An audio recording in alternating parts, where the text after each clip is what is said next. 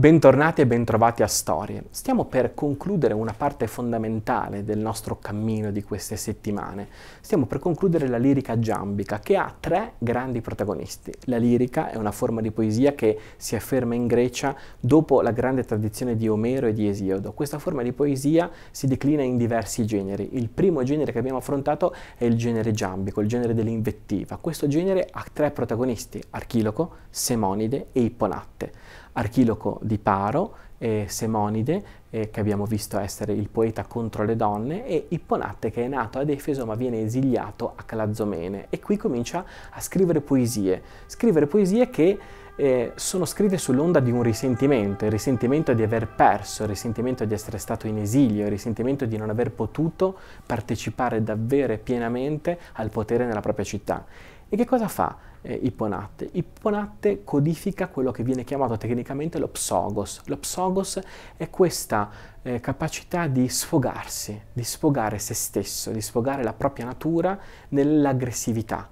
Quindi quello che il mondo greco propone è o affrontare la vita cercando di affermare se stessi in un grande atto di volontà, oppure nel momento in cui si perde, quello di non aver paura di sfogarsi, quello di non aver paura di biasimare il proprio nemico e di dare sfogo alle proprie passioni, anche quelle più becere. Lui lo fa nei confronti di uno scultore, il povero Bupalo, il quale aveva avuto il torto di scolpirlo in pose goffe, in pose poco onorevoli, e allora lui lo riempie di giambi, di invettive che vengono raccontate nell'ambito della propria famiglia, perché Bupalo apparteneva alla famiglia di coloro che aveva vinto, che era rimasta ad Efeso, e allora prendere in giro Bupalo diventava un modo con cui ci si cercava di ritrovare un perché, si cercava di ritrovare un motivo alla propria identità di famiglia.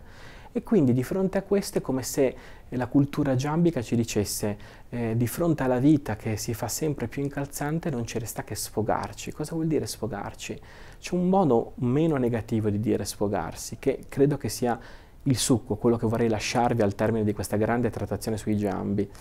Sfogarsi vuol dire anche darsi la libertà di essere umani, anche nelle parti che non ci piacciono. Questa è una cosa molto interessante, forse poco in voga oggi, dove anzi, proprio perché ci si trattiene dall'essere umani, si finisce per fare cose molto disumane. E invece i giambi avevano una saggezza, si davano un campo, un confine in cui consentirsi di tutto, che era il confine della parola, che era il confine del linguaggio. E proprio per questo riuscivano ad essere eticamente costruttivi, perché poi erano quelli che andavano a fondare le città, erano quelli che portavano avanti la storia, ma esistenzialmente non sconfitti, perché si davano un confine, un ambito, un recinto in cui essere se stessi. Pirandello, secoli dopo, dirà che noi abbiamo tutti bisogno di un attimo di follia per poter resistere alla sanità del tempo.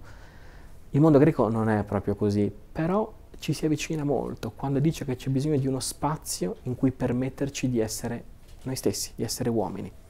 Mi sembra una premessa buona, molto buona, per andare avanti col nostro viaggio. Un viaggio che ci porterà ad abbracciare un genere bellissimo che è quello dell'elegia. Ne parleremo da lunedì, sempre qui, sempre a Storie.